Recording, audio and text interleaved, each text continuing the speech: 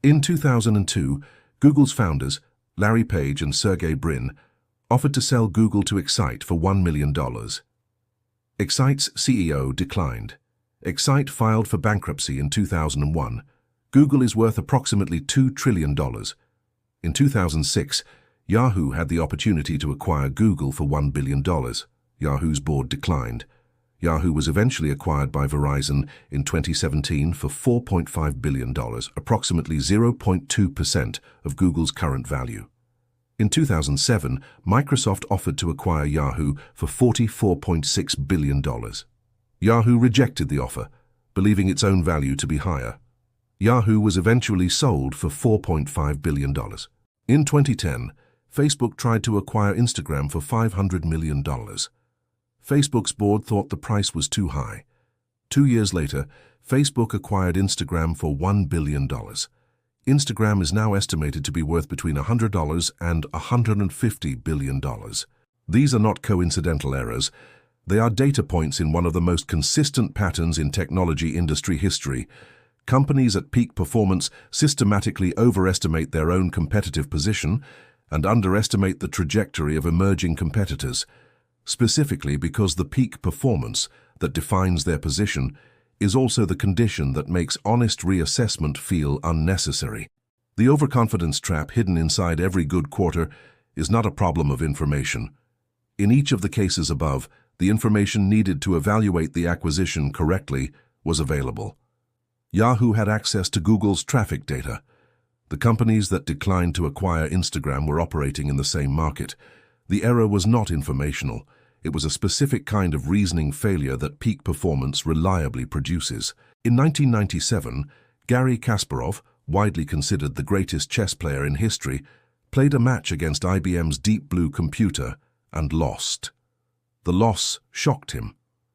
In interviews afterward, he described not the specific moves that ended the games, but the psychological experience of playing against something whose confidence didn't track his own, something that never hesitated, never showed fatigue, never communicated through body language or tempo that it was uncertain. The relevant observation for this episode is not about chess or computers. It is about what Kasparov said about his own preparation for the match. He had prepared extensively for the opening positions that Deep Blue was known to favor, based on the games it had played in its previous tournaments. He had not prepared adequately for novel positions that Deep Blue had not previously played, because his track record, the deepest chess knowledge of any player in history, made him confident that he could adapt in real time to whatever he encountered. He couldn't. Not because he was wrong about the depth of his knowledge, but because he was wrong about how that knowledge would perform in the specific conditions of the match. His track record was real. Its applicability to the specific challenge of playing against a computational opponent whose decision process was qualitatively different from every opponent he had ever prepared for was not what the track record implied. This is the structure of the overconfidence trap in every good quarter.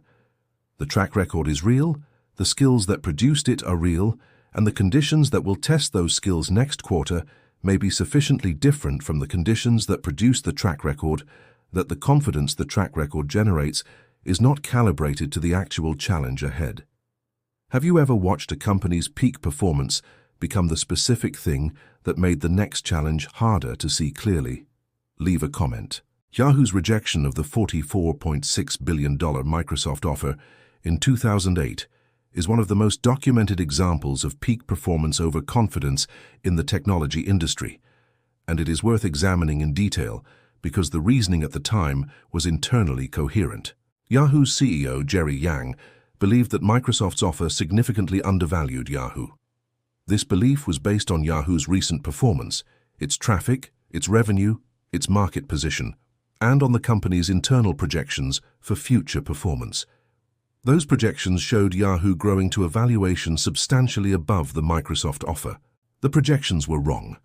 Yahoo's advertising business was being systematically eroded by Google's superior search advertising product. The mobile transition was underway in ways that would further disadvantage Yahoo's desktop-oriented product portfolio. The specific competitive dynamic that would determine Yahoo's trajectory, the shift from portal-based navigation to search-based navigation, and then to mobile-based navigation, was visible in the data.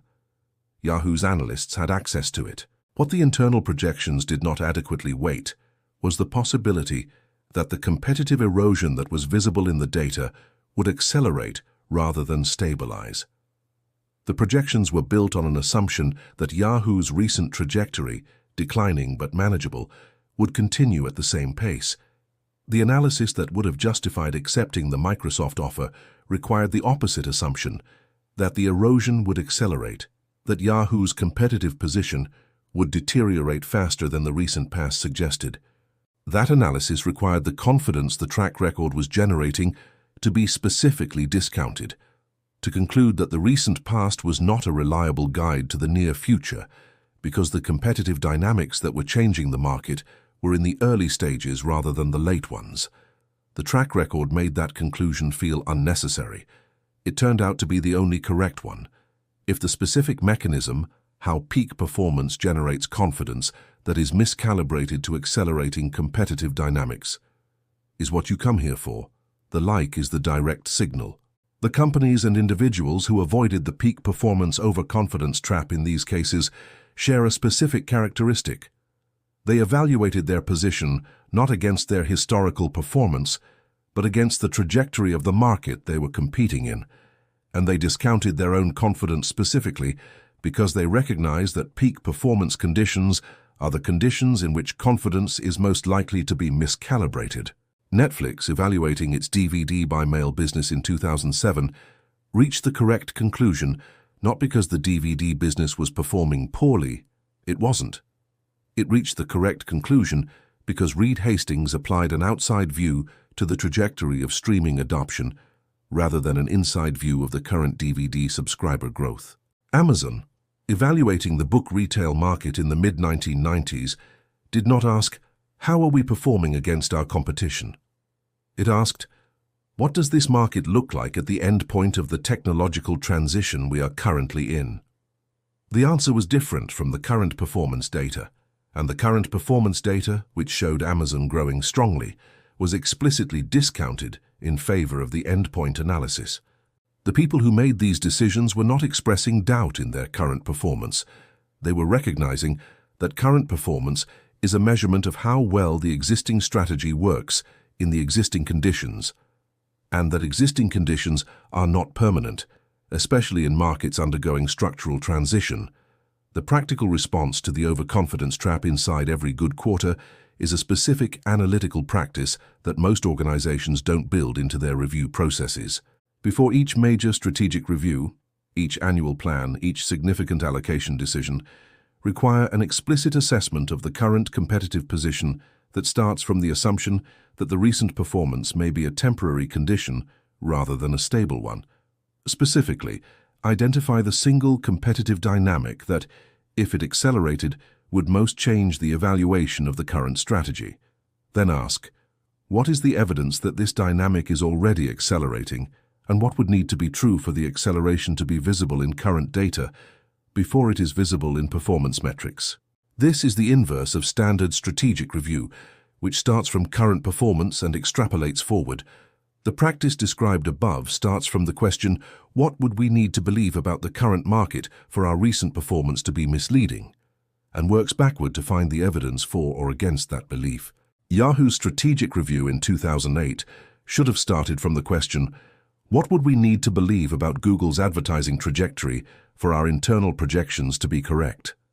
The answer, that Google's search advertising growth would plateau before reaching the scale that would compress Yahoo's advertising revenue below the level the projections required, was not supported by the evidence available in 2008. That analysis was available in 2008. The confidence of recent performance made it feel unnecessary. The $44.6 billion offer was declined. The company sold for $4.5 billion 9 years later.